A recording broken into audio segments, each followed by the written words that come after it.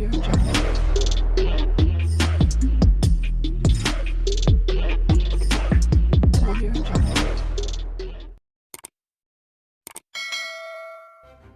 kasih karena memilih channel ini. Sebelum kita mulakan video ini, sila pertimbangkan untuk menekan butang like, share, dan subscribe, dan aktifkan butang lonceng Anda agar Anda sentiasa mendapat info-info percuma pada setiap hari dari channel kami. Dan tinggalkan komen Anda karena komen Anda amatlah dihargai.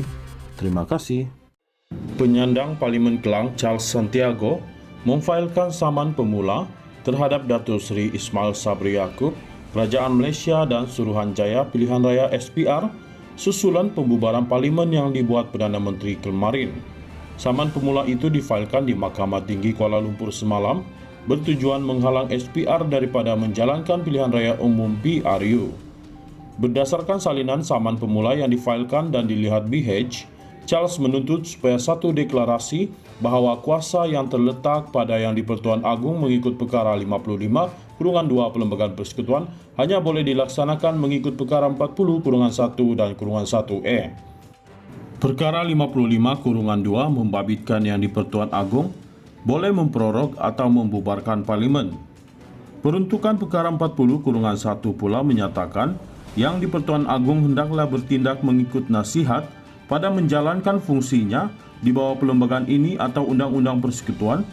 Yang di-Pertuan Agong hendaklah bertindak mengikut nasihat Jemaah Menteri atau nasihat seseorang menteri yang bertindak di bawah kuasa am Jemaah Menteri kecuali sebagaimana yang diperuntukkan selainnya oleh perlembagaan ini, tetapi Yang di-Pertuan Agong berhak atas permintaannya untuk mendapat apa-apa maklumat berkenaan dengan pemerintahan persekutuan yang boleh didapati oleh Jemaah Menteri.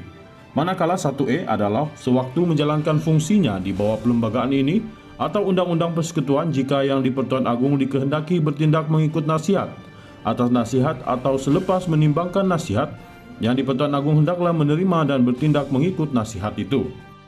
Charles juga menuntut satu deklarasi bahawa permintaan defendant pertama kepada Yang di-Pertuan Agong pada 9 Oktober 2022 untuk pembubaran Parlimen ke-14 adalah menyalahi perkara 40/1 dan -1E Perlembagaan Persekutuan kerana permintaan itu tidak dibuat berdasarkan nasihat atau berdasarkan kuasa am Jemaah Menteri dan oleh itu terbatal dan tidak sah. Beliau juga menuntut satu deklarasi bahawa pembubaran Parlimen ke-14 pada 10 Oktober 2022 seperti yang dimaklumkan melalui PU-E 320 tidak mengikut perkara 55/2 dibaca bersama perkara 40/1 dan -1E Perlembagaan Persekutuan dan tidak mempunyai kesan undang-undang.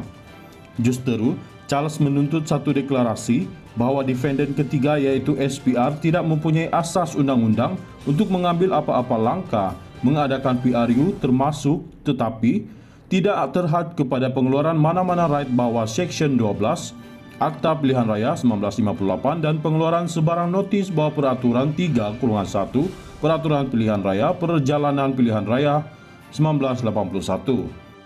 Beliau juga memohon suatu perintah dikeluarkan Mahkamah Tinggi untuk menghalang defendant ketiga dan ejen perkhidmatan dan atau pekerjanya daripada mengambil sebarang langkah untuk mengadakan PRU berdasarkan kepada pembubaran itu termasuk tetapi tidak terhad kepada pengeluaran sebarang right bawah Seksyen 12 Akta Pilihan Raya 1958, pengeluaran mana-mana notis bawah Peraturan 3/1 Peraturan Pilihan Raya Perjalanan Pilihan Raya 1981 dan atau daripada memberi kesan kepada mana-mana right atau notis sedemikian jika dikeluarkan. Beliau turut menyertakan afidavit sokongan yang antara lain menyatakan antara fakta menyokong saman pemula berkenaan termasuk banjir yang melanda pada Disember 2021 serta bantahan parti-parti yang tidak bersetuju dengan pelaksanaan dalam situasi ketika ini. Sementara itu, Charles ketika dihubungi mengesahkan tindakan terbabit sambil memaklumkan akan mengeluarkan satu kenyataan media mengenainya hari ini. Salam, saya hantar kenyataan dalam masa terdekat, katanya secara ringkas. Kemarin, Perdana Menteri mengumumkan beliau mendapat perkenan Yang di-Pertuan Agong bagi pembubaran Parlimen ke-14. Ia selaras perkara 40/2-B dan perkara 55/2 Perlembagaan Persekutuan apabila Yang di-Pertuan Agong bertindak menurut budi bicara baginda untuk memperkenankan permintaan itu.